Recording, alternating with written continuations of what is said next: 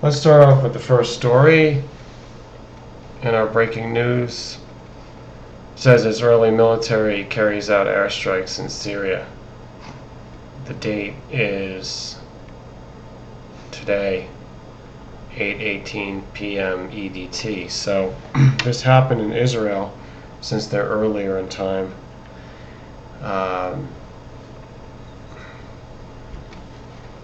Sunday morning. Supposedly this is the first attack or the first death. They call it a first deadly incident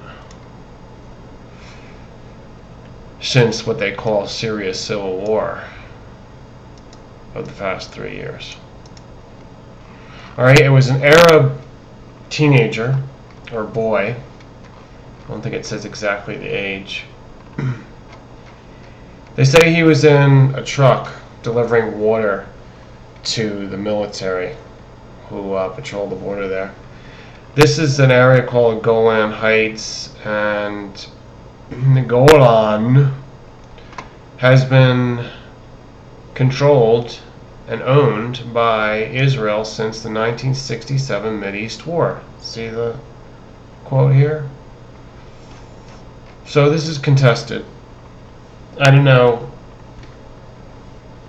what everybody is thinking, if they've maintained their positions on it in the international community, but Israel has always said that this is one of the spoils of war.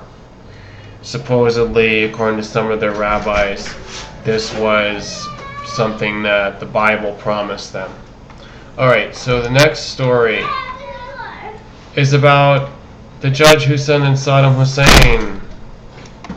He has now been executed. This is not verified, supposedly, by the West, but it does say that it's information from Wikipedia. On June 16th, the judge, Abd al-Rahman. Wait a second. This is not the guy's name. This is the judge, Rauf Rashid. Somebody needs to look this up. An Iraqi judge, Rauf Abdelrahman. So here it says Rauf Rashid. Then here it says Abd al-Rahman. So this is a very confusing article. Whoever wrote this, I don't know, So supposedly this IEIS, IEIL, ISIS, whatever the name is of this army, whatever acronym that the powers that be are choosing for them to do their bidding, whoever they have caught or whatever actions they're taking, supposedly this is because they're going to champion the memory, the legend of Saddam Hussein. Okay? That's why they did this. Because you have to execute the executor. You have to execute the judge. That's what they think. Alright, the next story is... What is this? Uh-oh, we're stuck here. Alright, this headline is Send Back Troops to Iraq, Cheney says. Yippee. So, of course, that's Cheney of Vice President Dick Cheney, who was only a vice president. But not only that, he's a former vice president, but he still thinks he has something to say. Wow, does anybody else find this a little bit unusual, a little bit extreme? Maybe he should get some therapy.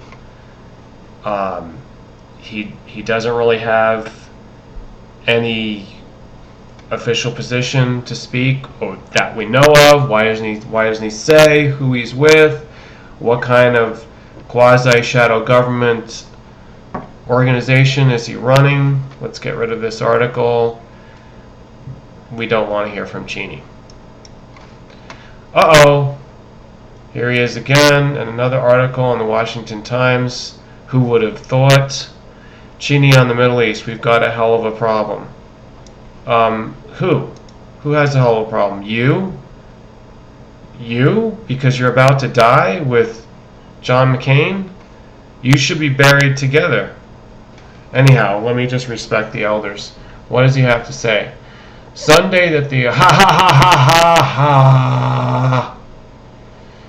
excuse me, said Sunday that the Obama administration foreign policy has led to crises beyond just the escalating conflict in Iraq. No, I didn't need my glasses.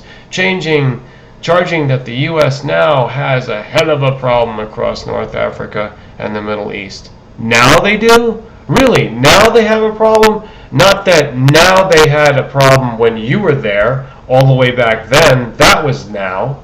That was your now. It started as soon as you got involved, Dick Cheney.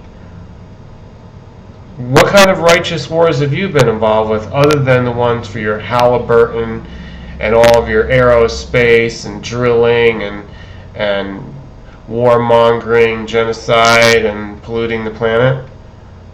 Are you having a problem because you're not making enough money? That you're not raping enough profits in? That's what you are. I mean, I can't see anything redeeming about this guy, and just the fact that he wants to be a tough guy. Maybe he thinks he's Teddy Roosevelt or something. But, you know, that's not credentials enough to make benevolent decisions for a nation that supposedly even he believes and promotes as the greatest nation that ever existed, a superpower, supposedly a sole superpower, the singular superpower after the Cold War was won in 1990, 1991, after the Berlin Wall went down, after they signed the treaty. They didn't even have a cessation of World War II. Signed with Soviets, Russia, until then. So after that, the neocons took over, and I'm just sick of hearing about it and seeing them. We don't need to see them. Let's click on something else. Let's click on conservatives in Hollywood who lean right.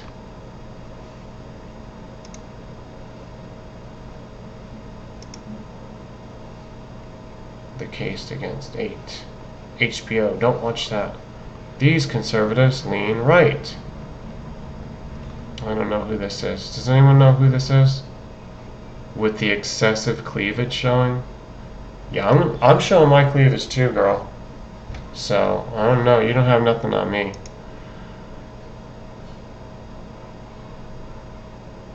No, I mean, I'm sure she has a brain. Who's next? Oh, of course, it's Carlton Heston. Make my day. Of course I know what his name is. Why don't you say his name? We'll just go through the first 3. The next one, which we're going to end with, who are the conservatives of Hollywood? Oh, I hate this site. Ugh! No! If you consider her being able to lean one way or the other in politics, I think you don't understand. I just don't think you understand the human brain. This woman is a puppet. She was created by Disney, and possibly the most extreme depths of pedophilia that exists within Disney created this idol. She's an idol that has led many people to their predestined hellfire. Well, speaking of conservatives, fakes, frauds, who don't know what time it is and they don't know reality, you heard it all here first. Thanks for listening, and I look forward to your millions of comments because you've all signed into Google+.